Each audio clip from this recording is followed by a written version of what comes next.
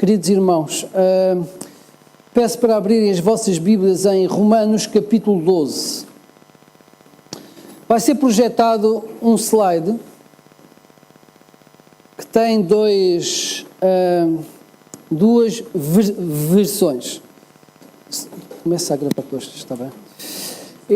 Nós vamos seguir apenas a versão que está em cima, ok?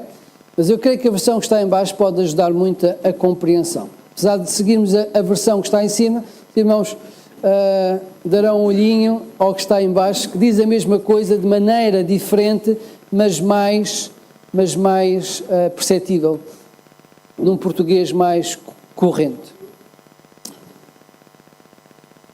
Vamos então orar ao Senhor, especificamente pela palavra. Vamos pedir que o Senhor nos possa abrir o coração e falar connosco. O que eu desejo é que seja Deus a falar e não eu. E que fale aos irmãos e que fale a mim. Senhor Deus, estaremos a ler a Tua palavra, que o Senhor nos abençoe e nos transforme com ela. Queremos que seja o Santo Espírito do Senhor a falar às nossas vidas hoje. E dá-nos um coração humilde, Senhor, para podermos ouvir a Tua palavra e a aceitarmos e a vivermos. Pois esta é a nossa oração em nome de Cristo, Senhor. Amém. O que é que está mais correto? O que é mais correto dizer? Que somos cristãos ou que somos discípulos de Jesus? O que é que está mais correto? Dizermos, assumirmos, olha, eu sou um cristão, ou eu sou um discípulo de Jesus. O que é que está mais correto?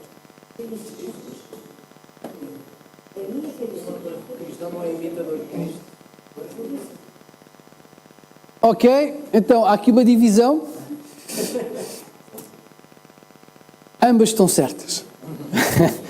Ambas estão certas, mas talvez fiquemos surpreendidos que a palavra cristão aparece 3 vezes nas Escrituras e a palavra discípulo aparece 272 vezes.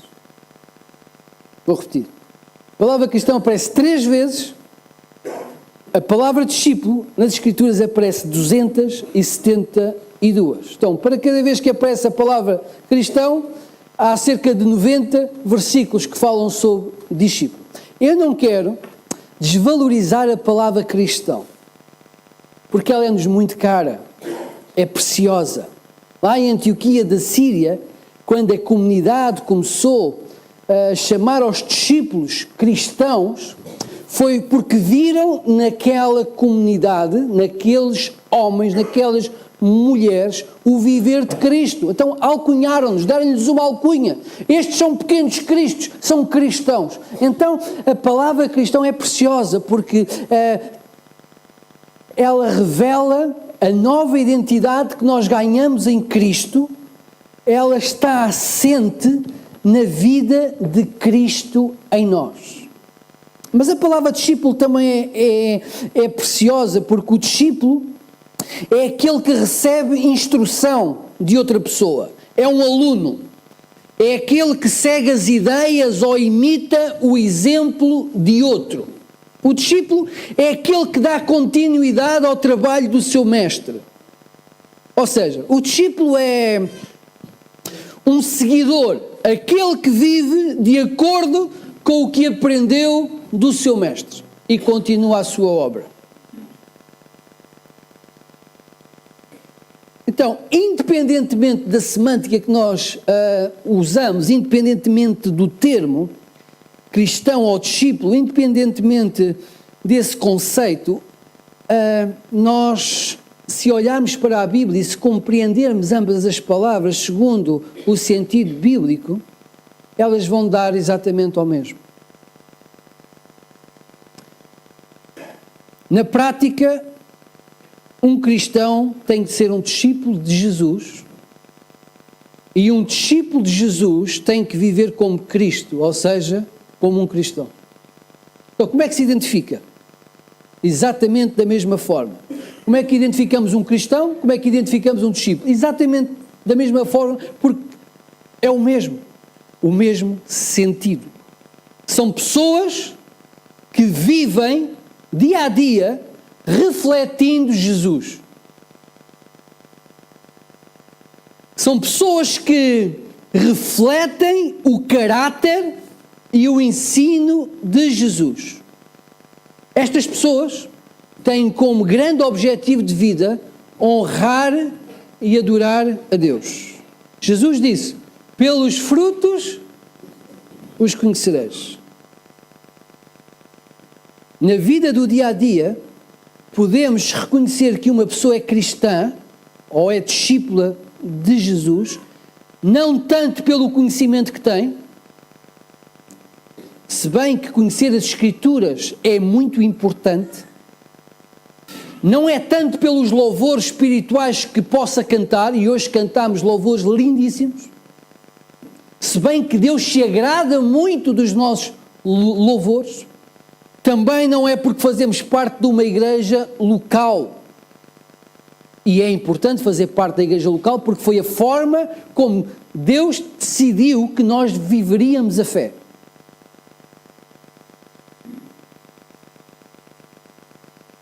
Um cristão, para ser um verdadeiro cristão, um discípulo de Jesus, para ser um verdadeiro discípulo de Jesus, tem que nascer de novo.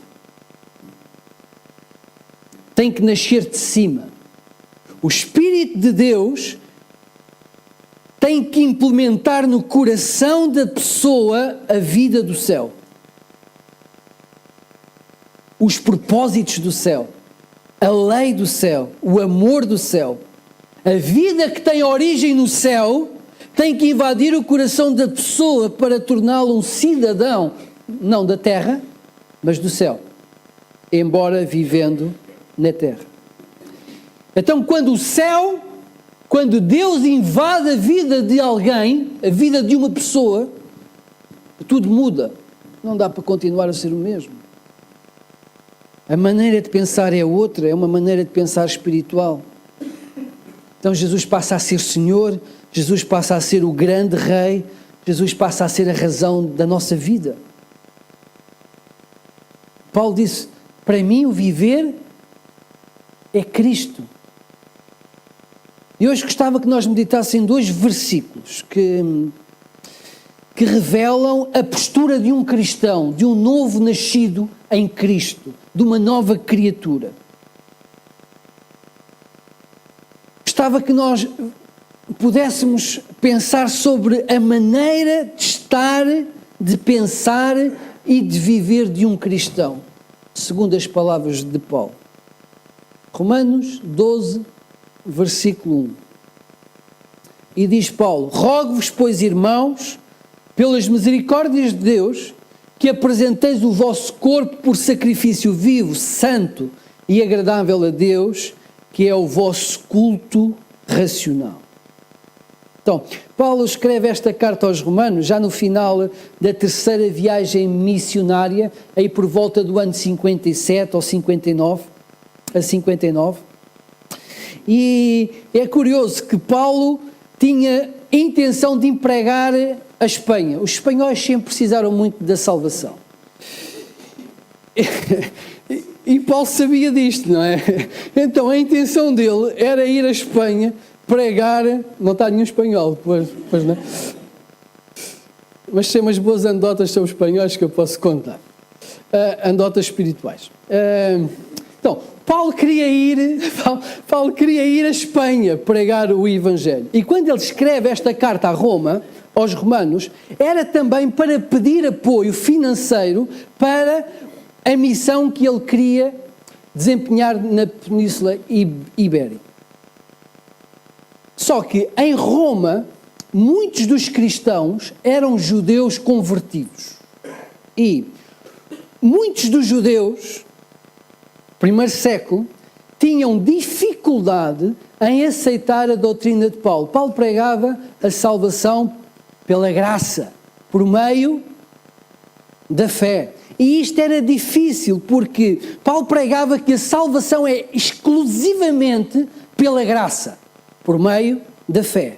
Ora, os romanos tinham um carinho inestimável pela lei de Moisés. Tinha sido Deus a dar a lei de Moisés. E muitos queriam aceitar o sacrifício de Cristo, mas queriam continuar a obedecer à lei de Moisés. E quando Paulo rejeita a lei de Moisés e prega unicamente Cristo, muitos deles opuseram-se à pregação de Paulo e fizeram-lhe uma oposição valente, considerando o mesmo como apóstolo. Então, esta carta que Paulo escreve aos Romanos, ela tem um tema que vai ao encontro desta justificação.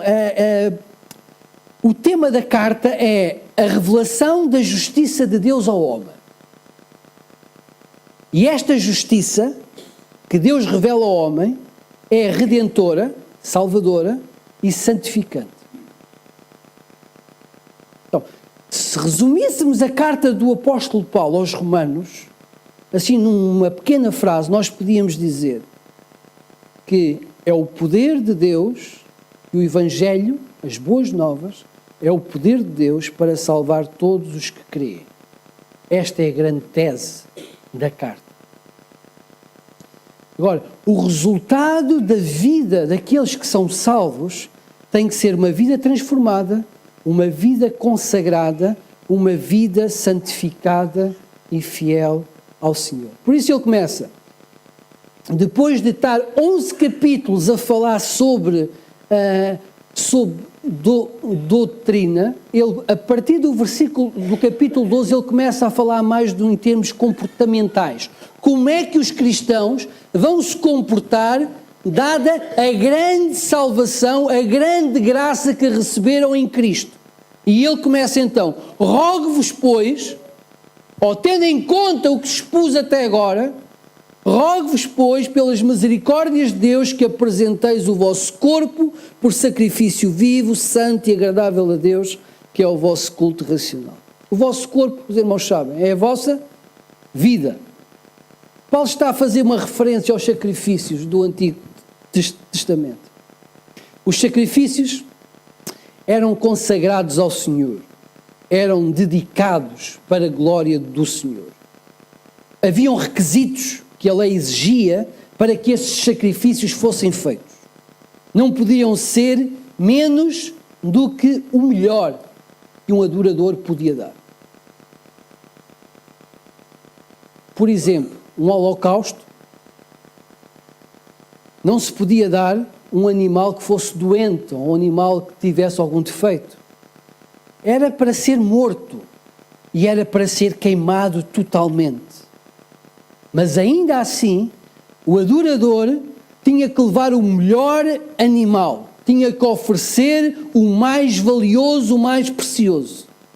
Então o sacrifício no Velho Testamento era um ato de adoração, era um ato de consagração, de honra, de louvor ao Senhor, de reconhecimento pela soberania de Deus, pela divindade, pela graça de Deus na sua vida. Tinha que ser um ato digno do Criador dos céus e da terra, do doador da vida. E a atitude que o adorador tinha era temor, ou devia de ser temor, reverência, admiração, uma atitude de amor. Alguém que vai ao Senhor com gratidão ofertar o seu sacrifício. O adorador devia ter zelo em cumprir as regras e os requisitos que estavam dispostos na lei, porque essas eram as exigências de Deus. Então, o sacrifício não era algo que partia do homem, era algo que era exigido por Deus e era da forma que Deus queria receber e não daquilo que o homem estava disposto a dar. Então, o sacrifício eram, portanto, entregues com consagração, com amor, com dedicação total, da forma como Deus tinha definido. O que Paulo está a dizer aos Romanos é que a oferta que Deus quer receber não é mais os sacrifícios mortos, não é mais sacrifícios de animais, mas o que Deus quer é sacrifícios vivos, e esse sacrifício vivo é a nossa vida. É uma vida de adoração, é uma vida fiel ao Senhor. Os verdadeiros cristãos aqueles que são filhos de Deus, aqueles que nasceram de novo, os salvos, os que compreendem a graça de Deus no Calvário, devem entregar-se como uma oferta de adoração ao Senhor. Este é o culto que agrada a Deus. É o culto pensado, o culto decidido na mente e no coração. É o culto continuado, é o culto fiel. Deus deu-nos o melhor, o seu Filho. E o melhor que nós temos para dar é a nossa vida, que deve ser entregue ao Senhor. Por isso, naquela versão da Bíblia para todos, diz: irmãos, peço-vos por amor de Deus que se ofereçam a Ele como ofertas vivas, santas e agradáveis. E este é o culto que lhe devem prestar. É interessante esta palavra apresentar, porque sabem, esta palavra apresentar significa apresentar uma só vez.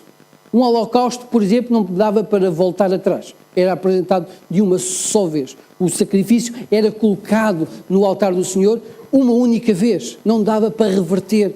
E esta ideia de apresentar é de uma vez por todas. O que o Senhor deseja é que nós dediquemos de uma vez por todas a vida que temos ao Senhor Deus. E este é o culto que mais agrada ao Senhor Deus.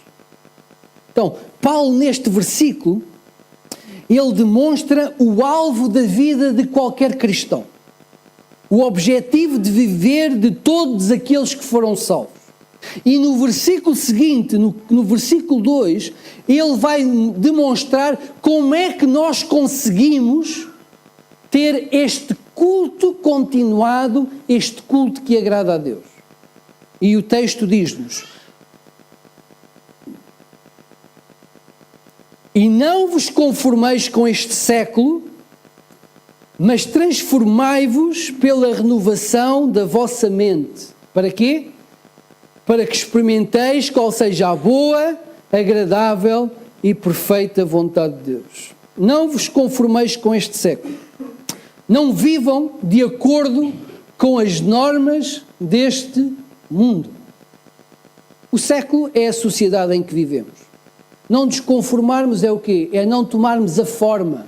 Por exemplo, a água, se estiver num recipiente redondo, vai ganhar a forma redonda. Se estiver num quadrado, vai se ajustar a essa forma. O que Paulo está a dizer é que, vivendo nós no mundo, não devemos tomar a forma deste mundo. Ou seja, aqueles que foram salvos em Jesus não podem assumir os valores, a moral, a ética, os propósitos do mundo, obviamente aqueles que são contrários ao céu, ao Senhor. Agora, nós paramos aqui e pensamos, mas o que é isto das normas do mundo? E podíamos estar o dia todo, ou se calhar a semana toda, a falar sobre normas do mundo que são contrárias às Escrituras. Quero apenas dar 2 exemplos. No mundo em que vivemos, e concordarão comigo, é um mundo materialista, é uma sociedade materialista. Na sociedade em que vivemos, os valores materiais valem mais que as pessoas. Destrói-se vidas, famílias, rejeitam-se pessoas, deixa-se de prestar cuidados médicos por causa de dinheiro. É assim ou não é? As pessoas vivem normalmente para possuir uma boa casa, um belo carro, vestirem as melhores roupas. As pessoas são avaliadas não por aquilo que são, mas por aquilo que têm. É assim ou não?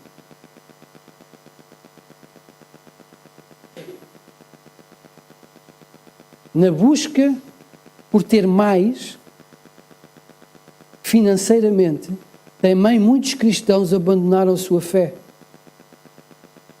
Vende-se às vezes a fidelidade ao Senhor por um telemóvel novo, por um carro melhor, ou por aquelas férias que os outros tiveram. Quantos dízimos, quantas ofertas deixaram de ser dadas por compromissos financeiros desnecessários, supérfluos. O dinheiro deve ser nosso servo e não nosso senhor. Nas Escrituras, o que nós aprendemos é que os tesouros amealham-se nos céus.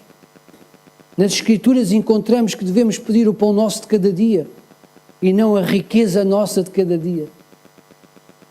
Consagrar tudo ao Senhor é a recomendação que o Senhor nos dá nas suas Escrituras. Mas na sociedade em que vivemos, o dinheiro, os bens materiais, é um Deus, é um desejo, é um valor altíssimo. Quem aparece nas revistas cor-de-rosa não são aqueles que têm vidas humildes, são aqueles que têm vidas, ou aparentemente têm vidas, muito prósperas. Não são as férias num T1 que aparecem, mas são as férias em Cancún, não é? E nas Caraíbas que aparecem nas capas de revista. Isto é um valor que a sociedade tem. Outro dos valores que a sociedade tem é o prazer. Nesta sociedade valoriza-se o prazer mais do que qualquer outra coisa. O prazer é o objetivo máximo, o bem supremo. Toda a vida vale a pena viver se der prazer. E esta ideia, esta filosofia é perigosa também para nós cristãos, porque ela mexe connosco, porque mexe com aquilo que nós gostamos, faz-nos sentir bem, eleva o nosso ego, dá-nos importância, relevância, prazer. Afinal, o nosso prazer é importante, e quem não gosta de ter prazer? Mas quantas vezes nesta sociedade em prol do prazer nós ouvimos histórias como esta: o amor acabou, eu já não sou feliz, eu mereço ser feliz, eu mereço melhor. E com base no prazer próprio, crianças acabam vivendo sem os pais. É um valor social que diz que tu tens direito a ser feliz e tens direito a sentir prazer. Quantos cristãos, embeiçados por um pouco de prazer, já não traíram o Senhor? Já não desperdiçaram a sua virgindade? Já não faltaram a culto? Já não deixaram de servir ao Senhor Deus? Quanto prazer já não foi responsável por abdicarmos de valores que nós consideramos importantes e valiosos? Então, isto são apenas exemplos de valores que a nossa sociedade tem e que valoriza muito, mas que são um desastre, que são tragédia na vida das pessoas, quando os destituímos da presença de Deus. Podíamos, como eu disse, continuar a falar de valores que a sociedade tem, que são diferentes daqueles que nós encontramos nas Escrituras. Então, o que Paulo está a dizer aos Romanos é que para apresentarmos aquele culto continuado, aquele culto que Deus deseja, não nos podemos acomodar ou conformar ou sermos formatados pelos valores de uma sociedade que a Bíblia diz que jaz no maligno, que tem como a grande autoridade o príncipe deste mundo, que é Satanás. Não vos conformeis com este século, mas diz o texto, mas transformai-vos pela renovação da vossa mente. A ideia não é que nós transformamos a nossa mente, não somos nós. Nós sabemos que quem nos transforma é o Espírito Santo. Mas neste texto é interessante porque Paulo, ao dizer isto da forma como diz, dá-nos alguma responsabilidade neste processo. Claro que a santificação também depende de nós. Não na operação do milagre, porque só Deus o pode fazer. Mas eu, como adorador, tenho que procurar essa santificação. Se calhar tenho que deixar Deus transformar o meu coração. Tenho que deixar que Deus me transforme. E não é fácil. Não é fácil, irmãos. Nós, em teoria, nós dizemos que é fácil, mas não é fácil. Irmãos, só para termos uma ideia. Vejam lá o versículo 20.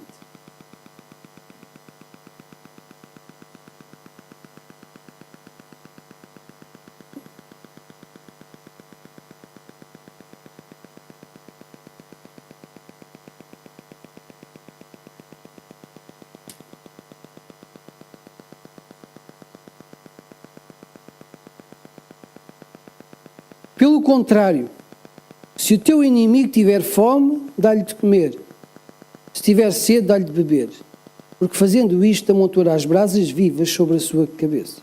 Não te deixes vencer do mal, mas vence o mal com o bem. Tratar bem o meu inimigo. Tratá-lo dignamente. Fazer bem a quem me faz mal. É fácil. É fácil. Na sociedade em que vivemos diz assim, olha, se o teu amigo te faz mal, acaba com ele, derrota-o, vence-o. Se alguém te faz mal, afasta-o por completo, ou quanto muito, se não o puderes afastar, ignora-o. Não precisas de caminhar com pessoas dessas. Este é um valor que a sociedade nos dá. Agora, quando nós lemos as Escrituras, o valor dos céus, a lei do céu, é cuidar de todos, independentemente daquilo que eles nos fazem, dignamente. Porquê? Porque Jesus na cruz fez exatamente o mesmo por si e por mim. E nós também não merecíamos. Então, a lei do céu é diferente da lei da terra. E temos uma propensão para fazer aquilo que é terreno, que é natural. E para sermos invadidos e deixarmos nos transformar com os valores do céu, não é fácil. E voltamos à escola dominical. Temos que nos alimentar com a palavra de Deus. Temos que compreender a palavra de Deus. Senão vamos dizer como aquela idosa que uma vez me disse quando eu lhe estava a ensinar alguma coisa, ou pretendia, ela disse-me assim, olha, burro velho não aprende línguas. Olha, se eu pequei até agora desta forma, vou continuar a pecar até morrer. E disse aquilo com orgulho para meu escândalo. Burro velho não aprende línguas. Eu assim, esta senhora tem idade de ser minha avó, devia-me estar aqui a ensinar e está-me a dizer exatamente o contrário do que aquilo que a Bíblia diz. Com dezenas de anos na igreja, não percebeu nada daquilo que andou a estudar.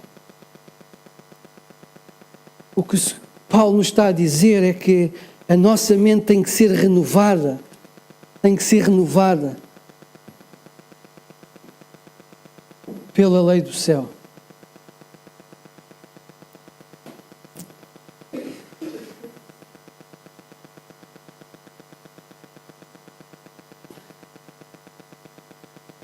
Às vezes estamos de volta das Escrituras e as Escrituras esmurram-nos, porque elas nos acusam muitas vezes e dizem assim, mas tu tens que melhorar, tu tens que ter um culto mais digno todos os dias, tens que procurar ser mais fiel. Já sentiram isto? Esta semana estava a estudar e lembrei-me de uma história muito interessante. E a história era esta, umas senhoras estavam num estudo bíblico e estavam no livro de Malaquias. E lá no capítulo 3 há uma imagem que Malaquias dá, que Deus, que compara Deus a um purificador de prata. Ele diz que Deus se assentar-se-á como derretedor e purificador da prata e purificará os filhos de Levi. E aquelas mulheres não perceberam exatamente aquela ideia e então decidiram procurar o ourives da terra e lhe pedir que ele lhes pudesse demonstrar como é que se purificava a prata. E lá combinaram com o homem, ele permitiu e foram assistir à purificação da prata. O dia marcado, na hora certa, lá estavam para ver. E o homem colocou a prata, aquele pedaço de metal, sobre o fogo e começou a aquecê-lo. E explicou que naquele processo de refinamento, de purificação, devia-se manter a prata no meio do fogo, onde as chamas eram mais quentes. de forma a que todas as impurezas fossem queimadas. E uma das senhoras perguntou: olha, mas é verdade que tem que se assentar diante do fogo e estar continuamente a olhar para a prata? E ele diz: sim, é um processo muito preciso. E tem que ser cuidado, porque a determinado momento a prata pode perder o seu valor e podemos estragar a prata. E uma das mulheres perguntou: então, mas como é que o senhor sabe que está no ponto certo? E o Ourives diz: isso é fácil. É quando eu olho para a prata e consigo ver a minha imagem refletida no metal. E o que Deus quer de nós é exatamente isto. Deus não nos salvou para nos dar a bênção num condomínio eterno no céu. Deus salvou-nos. O Filho de Deus morreu por nós no Calvário, substituindo, pagando os nossos pecados, o preço dos nossos pecados, para que nós nos livrássemos do pecado e pudéssemos refletir na nossa vida a imagem de Cristo. E era isto que o apóstolo Paulo estava a dizer aos Romanos. O que Deus quer, o culto que Deus quer, é que nós possamos viver à semelhança do próprio Deus. E este é o nosso desafio. E não é fácil na sociedade em que nós temos. Nós temos uma sociedade cada vez mais podre. E se nós tirarmos o foco, os olhos, se perdermos o foco de Deus, nós vamos com a corrente. E como disse alguém, os únicos peixes que navegam a favor da corrente são os que estão mortos. Vão dar à costa. Por isso, o nosso desafio continua a ser viver com gratidão a salvação que nós recebemos e diariamente prestar culto ao Senhor da graça, ao Senhor da salvação. Por isso eu gostava de exortar o irmão a pensar o seguinte: olhando para a sua vida, e eu fiz isto comigo também, a minha vida reflete mais o mundo em que eu vivo ou o Deus que me salvou? A vida que eu levo de domingo a domingo reflete mais o Deus que me salvou ou o mundo em que eu estou inserido?